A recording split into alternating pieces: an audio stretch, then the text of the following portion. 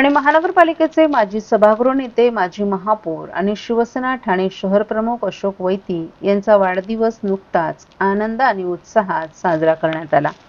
अशोक वैती यांच्या वाढदिवसाचं औचित्य साधून ठाणे शहरात कार्यकर्ते आणि पदाधिकारी यांच्या वतीनं विविध ठिकाणी नागरिकांसाठी विविध सामाजिक उपक्रमांचं आयोजन करण्यात आलं होतं। अशोक वैती यांना वाढदिवसाच्या शुभेच्छा देण्यासाठी आदल्या रात्रीपासूनच शुभचिंतकांनी एकच गर्दी केली होती। तर संध्याकाळी काजूवाडी येथे अवश्यचिंतन सोहळ्याचंही आयोजन करण्यात आलं होतं। अशोक वैती यांना शुभेच्छा देण्यासाठी उपमुख्यमंत्री एकनाथ शिंदे, शिवसेनेचे सचिव संजय मोरे, खासदार डॉक्टर श्रीकांत शिंदे, मंत्री प्रताप सरनाईक, माजी महापौर, महिला आघाडी जिल्हा प्रमुख मीनाक्षी शिंदे, तसंच माजी नगरसेवक मनोज शिंदे, प्रकाश शिंदे, गुरमुख सिंग, भूषण भोईर, शैलेश शिंदे, अशोक बोरेटकर, दिलीप बारटक्के, दीपक वेदकर, सुधीर कोकाटे, विलास जोशी, हेमंत पवार तसंच इतर पक्षीय पदाधिकारी, कार्यकर्ते आणि नागरिकही मोठ्या संख्येने उपस्थित होते। यावेळी अशोक वैती यांना शुभेच्छा द्यायला आलेल्या सर्वांचेच त्यांनी आभारही व्यक्त केले। सहकाराच्या नावाखाली काँग्रेसनं 50 वर्ष फक्त भ्रष्टाचारच केला आहे। केंद्रातील युतीच्या सरकारनं नवसंशोधन आणि पारदर्शकता आणून सहकार क्षेत्राला समृद्धीच्या दिशेनं नेले। सहकारी व्यवस्थापन आणि त्याच्या शिक्षणाला बळकटी देण्यासाठी केंद्र सरकारनं नवे त्रिभुवन सहकारी विश्वविद्यालय विधेयक 2025 आणलं आहे।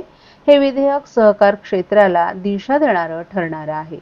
स्वातंत्र्यापासून भ्रष्टाचाराला शिष्टाचार मानणारी काँग्रेस आणि उद्धव बाळासाहेब ठाकरे पक्षाची अभद्र आघाडी इंडी नसून औरंगजेब फॅन क्लब असल्याची घाणाघाती टीका लोकसभेचे खासदार नरेश मस्के यांनी आज संसदेत केली आहे। केंद्रीय गृह आणि सहकार मंत्री अमित शहा यांनी संसदेत त्रिभुवन सहकारी विश्वविद्यालय विधेयक 2025 सादर केलं आहे। या विधेयकावर शिवसेना पक्षाच्या वतीनं बाजू मांडण्याची संधी दिल्याबद्दल खासदार नरेश मस्के यांनी महाराष्ट्राचे उपमुख्यमंत्री एकनाथ शिंदे आणि पक्षप्रतोद खासदार डॉक्टर श्रीकांत शिंदे यांचे प्रारंभी आभार मानले। पंतप्रधान नरेंद्र मोदी आणि देशाचे गृहमंत्री आणि सहकार मंत्री अमित शहा यांच्या दूरदृष्टीमुळे सहकार क्षेत्रात ऐतिहासिक सुधारणा घडून आणल्यात। आज सहकार आणि सरकार दोन्ही मजबूत होत आहेत। गृहमंत्री म्हणून अमित शहा यांनी कलम 370 हटवून देशाच्या एकतेला नवा आयाम दिला आणि आता सहकारी क्षेत्रात सुधारणा करून लोकांना सक्षम बनवत आहेत। या उलट काँग्रेसच्या काळात सहकार क्षेत्राचा वापर भ्रष्टाचारासाठी केला गेला। जिथे आमच्या काळात सहकारातून समृद्धी येत आहे, तिथे काँग्रेसनं शेतकऱ्यांचे पैसे लुटून सहकार क्षेत्राला भ्रष्टाचाराचे अड्डे बनवले। ही तीच काँग्रेस आहे जी देशाच्या विकासावर गोचडीसारखी चिकटून राहिली। आज ते औरंगजेबाच्या नावानं राजकारण करतायत, परंतु इतिहास सांगतो की औरंगजेबाने जिझिया कर लावून हिंदू धर्म संपवण्याचा प्रयत्न केला। तसंच काँग्रेस आणि त्यांच्या मित्रपक्षाने अनेक घोटाळे करून देशाला आर्थिकदृष्ट्या कमजोर करण्याचं काम केलं। ही इंडी आघाडी नसून औरंगजेब फॅन क्लब असल्याची टीकाही खासदार नरेश मस्के यांनी यावेळी केली। यावेळी विरोधी पक्षातील खासदारांनी गोंधळ घालत खासदार नरेश मस्के यांचं भाषण बंद पाडण्याचा प्रयत्न केला। उबाटाचे खासदार अरविंद सावंत यांनी पॉइंट ऑफ ऑर्डर करत सभापतींकडे भाषण थांबवण्याची मागणी केली। संसदेतील ज्येष्ठ खासदार नारायण राणे, खासदार निशिकांत दुबे, केंद्रीय मंत्री मुरलीधर मोहोळ, केंद्रीय रेल्वे राज्यमंत्री दर्शन जरदोश आणि इतर ज्येष्ठ खासदारांनी नरेश मस्के यांची बाजू घेत विरोधी पक्षाची मागणी धुडकावून लावत पॉइंट ऑफ ऑर्डरची हवाच काढली। त्रिभुवन सहकारी विश्वविद्यालय विधेयक भारतातील सहकारी चळवळीला नवीन उंचीवर नेईल आणि जागतिक पातळीवर स्पर्धात्मक बनवण्यासाठी सक्षम आहे। या विधेयकामुळे गुजरातमधील इन्स्टिट्यूट ऑफ रूरल मॅनेजमेंट आनंद या केंद्रीय विद्यापीठाचा दर्जा दिला जाईल। सहकार क्षेत्रातील शिक्षण, प्रशिक्षण आणि संशोधनावर भर दिला जाईल। विद्यापीठाला degree course, distance learning, e learning आणि देश-विदेशात शाखा स्थापन करण्याचा अधिकार असेल। 500 कोटींच्या भौतिक संरचनेच्या निर्मितीसाठी सरकारनं यात तरतूद केली आहे। त्रिभुवन सहकारी विद्यापीठ विधेयक 2025 हा ऐतिहासिक टप्पा आहे। सहकारी क्रांतीला मजबूती मिळावी यासाठी संसदेतील सर्व खासदारांनी या विधेयकास पाठिंबा द्यावा असं आवाहन खासदार नरेश मस्के यांनी केलं आहे। महाराष्ट्रातील भगिनींना आधार देणारी राज्य शासनाची मुख्यमंत्री माझी लाडकी बहीण योजना। या योजनेअंतर्गत अल्प उत्पन्न गटातील 21 ते 65 वयोगटाच्या भगिनींना मिळणार दरमहा 1500 रुपयांची मदत। अर्ज करण्यासाठी 31 ऑगस्ट 2024 पर्यंत मुदतवाढ. कुटुंबाचं वार्षिक उत्पन्न 2.5 लाख रुपयांपेक्षा कमी असलेल्या महिला पात्र. कुटुंबाकडे पिवळं किंवा केशरी रेशन कार्ड असल्यास उत्पन्नाचा दाखला आवश्यक नाही.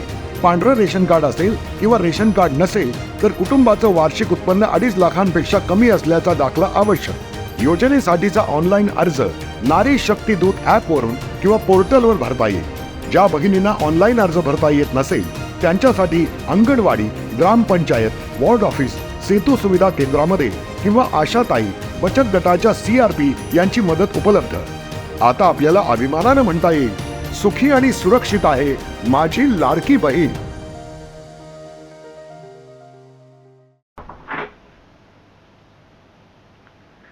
जिल्हा परिषद ठाणे अंतर्गत सेवेत कार्यरत असणाऱ्या वर्ग 3 आणि वर्ग 4 संवर्गातील जिल्हा परिषद ठाणे आणि पंचायत समिती येथील आदर्श कर्मचाऱ्यांना आज बीजे हायस्कूल येथील सभागृहात मुख्य कार्यकारी अधिकारी रोहन घुगे यांच्या हस्ते प्रशस्तीपत्र आणि सन्मानचिन्ह देऊन गौरवण्यात आलं.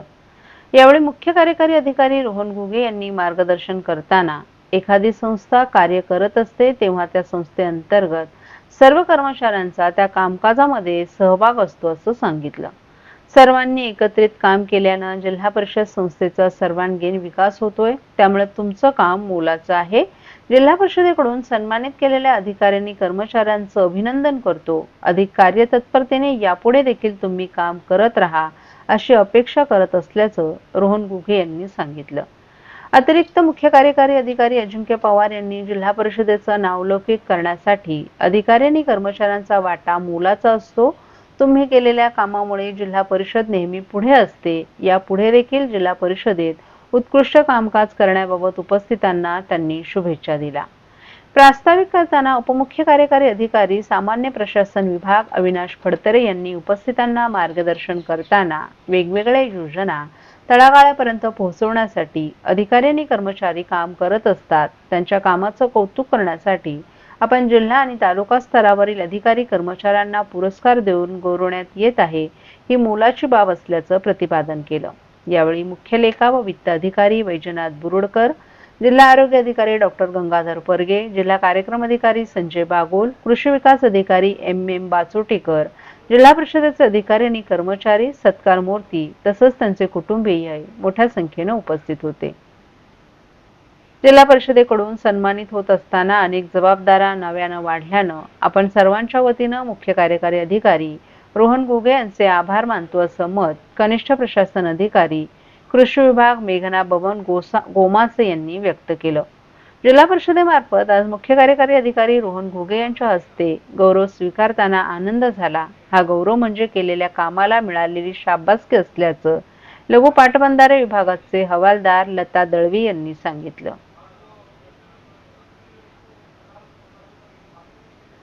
शहरी भागात स्थानिक स्वराज्य संस्थांच्या मालमत्ता कराबरोबरच महसूल विभागाकडून नागरिकांना लाखो रुपयांच्या अकृषिक कराच्या नोटिसा बजावण्यात येत आहेत. मात्र अकृषिक कर कायमस्वरूपी रद्द करण्यात आल्याची माहिती मुख्यमंत्र्यांनी सभागृहात दिली असून नागरिकांनी या नोटिसांकडे दुर्लक्ष करावं असं आवाहन आमदार संजय केळकर यांनी केलं. ग्रामीण भागात सुरू असलेला अकृषिक कर शहरी भागातही गेल्या अनेक वर्षांपासून आकारण्यात येत असून शहरी नागरिकांना स्थानिक स्वराज्य संस्थांचा मालमत्ता कर भरताना नाहक अकृषिक कराच्या नोटिसांचा सामना करावा लागत आहे. सर्वसामान्य दुकानदार, घरं, इमारती, कार्यालय यांना लाखो रुपयांच्या नोटिसा बजावण्यात येत असल्यानं ते हवालदिल झाले होते. आमदार संजय केळकर हे गेल्या काही वर्षांपासून या अकृषिक कराविरोधात लढा देत असून अधिवेशनात आवाजही उठवत आहेत. त्यांच्या लढ्याला यश आलं असून हा कर कायमस्वरूपी रद्द करण्यात आल्यानं नागरिकांना दिलासा मिळालाय. मात्र आजही महसूल विभागाकडून अकृषिक कर भरण्याबाबतच्या नोटिसा प्राप्त होत असल्यानं नागरिक संभ्रमात पडले होते. याबाबत आमदार संजय केळकर यांनी सध्या सुरू असलेल्या अधिवेशनात आवाज उठवल्यानंतर मुख्यमंत्री देवेंद्र फडणवीस यांनी हा कर 4 ऑक्टोबर 2024 रोजीच कायमस्वरूपी रद्द करण्यात आल्याची माहिती सभागृहात दिली. फडणवीस यांनी केलेल्या या घोषणेची माहिती देताना केळकर यांनी अशा प्राप्त झालेल्या नोटिसांकडे दुर्लक्ष करण्याचं आवाहन केले. तसंच अकृषिक कर कायमस्वरूपी रद्द करण्यात आल्याबाबत लाखो नागरिकांच्या वतीनं महायुती सरकारचे त्यांनी आभार मानले. कर म्हणजेच एनए टॅक्स हा रद्द करण्याच्या बाबत खूप वर्षापासून आम्ही फॉलोअप करत होतो. त्या वेळेला माननीय महसूल मंत्री त्या वेळेचे जे होते त्यांनी स्टे दिला, परंतु कायमस्वरूपी रद्द केला नव्हता. आणि ही एक प्रकारे हा जाचक टॅक्स होता. हा 2 टॅक्स म्हणजे 2 कर लोकांना भरायला लागायचे. शहरी भागातल्या लोकांना देखील त्या नगरपालिका महापालिकेचा कर आणि हा प्रॉपर्टी टॅक्स म्हणून जो अकृषक कराच्या नोटिसा यायच्या. आणि ह्या नोटिसा ज्या होत्या त्या अत्यंत जाचक होत्या. परंतु शासनाकडे आम्ही सातत्याने पाठपुरावा करत होतो. माननीय मुख्यमंत्र्यांनी कालच या बजेट अधिवेशनमध्ये जाहीर केलं की 4 ऑक्टोबर 2024ला हा आम्ही रद्द केलेला आहे मंत्रिमंडळाच्या बैठकीत. तसा GR आलेला आहे. महसूल खात्यामधल्या तत्सम त्या अधिकाऱ्यांनी तरी देखील नोटिसा चालू ठेवल्या होत्या. आणि म्हणून मी आमच्या सगळ्या नागरिकांना आवाहन करतो की आधीही मी सांगितलं होतं की या नोटिसा ज्या आहेत त्या बाजूला केला. हा रद्द झालेला आहे आणि या पुढच्या काळामध्ये अकृषक कर हा आपल्याला भरायला लागणार नाही. मी माननीय मुख्यमंत्री आणि महायुती सरकारचं आपल्या सगळ्यांच्या तर्फे त्यांना धन्यवाद देतो.